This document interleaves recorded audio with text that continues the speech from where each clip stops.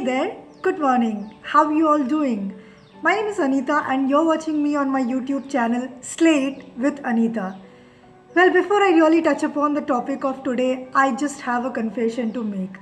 I have missed my last two YouTube videos, which I used to very consistently post on Thursdays.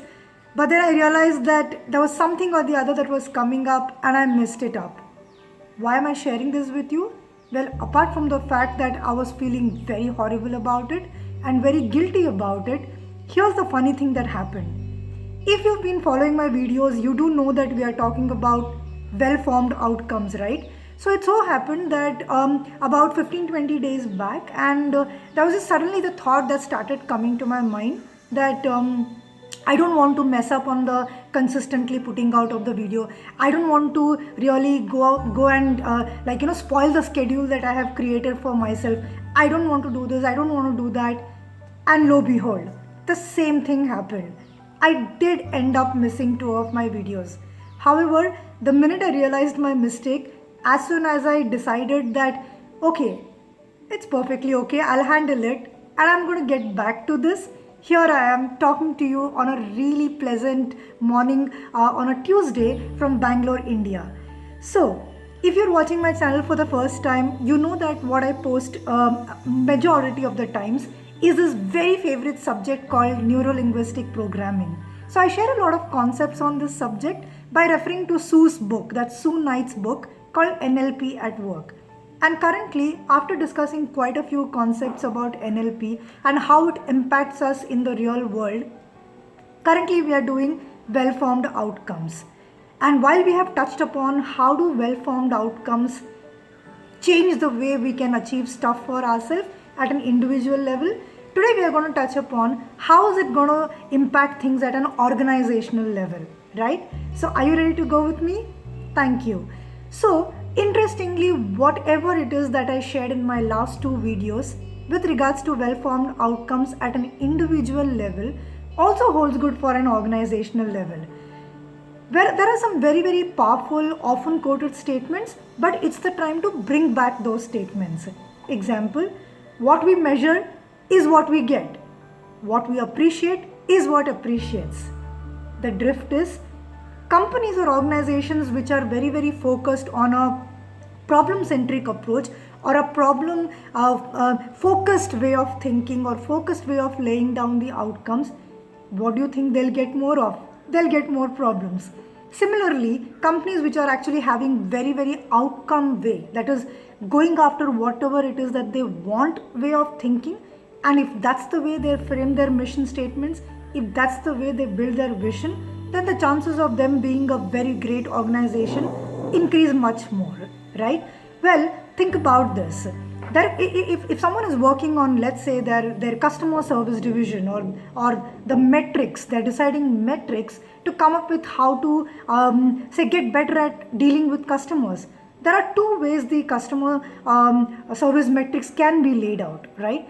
One set of metrics, and I'll refer to what Sue exactly says in her book, is that you could have something like number of reduction in terms of complaints, or number of problems solved, number of reduction in time taken to respond to customer calls, or the extent to which you can keep customers off your back, or it could be the amount of resources allocated to your customers, that hey, how can I keep my cost of customer acquisition low, or it could be the number of system crashes that has happened or the number of low downtimes that have happened in our organization. Now, even while I'm sharing all this, the thing that comes to my mind is, oh boy, nothing sounds very positive about it. However, if let's say you were to convert these same metrics into an outcome mode or a desired way of thinking, how would that be? It can be, well, can I measure my customer satisfaction on the amount of praise that I receive? Can I actually go after how many compliments that the customer has given, how many great reviews that the customer has given without the nudge, which is completely like wholehearted, or how much of smile and fun as an experience am I able to create for my customer, or what is the difference that it's making to the world because of the product or service that I have launched into this planet, or it is the what is the amount of business that is generated from the visits to my website. Well, you get the drift, right? So on one hand, we had a very problem centric way of looking at things, and on the other hand, we have a very outcome way of looking at things. So if you are from an organization level at a decision maker profile, then this is what you might want to remember. Whenever you set goals, whenever you set a mission or a vision for your team, can it be something very positive? Because the positivity alone can sometimes create the energy and the momentum required to tide you through. So Sush has a very relatable example in her book NLP at Work, and this is something I've personally experienced, and you also might want to reflect if you have had that experience somewhere. So she's gone to this cycling expedition, and she stays overnight in a lodge, and then after coming back, she gets a request for a feedback to be given. And guess how the feedback is worded? The feedback, the way it is sought is, what are the problems that you faced, or are there any problems that you faced during your stay with us?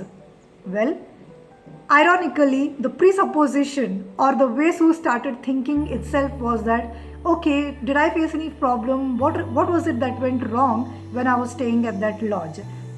Instead, if you look at some really great feedback forms that are designed otherwise, they ask for how well have you liked, or what was the best thing that you enjoyed about your stay here? Who is it that you would like to appreciate for the efforts during your stay, and what did someone do to make your stay comfortable?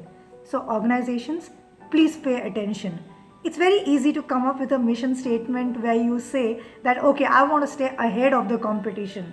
But you know what? It's a problem centric approach.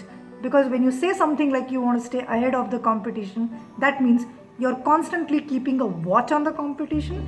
You're trying to ensure that you just stay one up of the competition rather than create something that can be the next best thing in the world.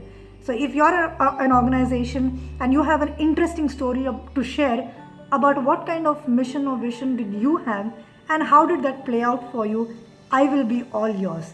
So do make sure you leave a comment on my wall, and please make sure you subscribe to my channel in case you haven't done so far. And next week, I'm going to come with a brand new topic, and how can it change the life for the better for you and me. Excited? I always am. Take care, and I'll see you around soon. Thank you so much for watching Slate with Anita.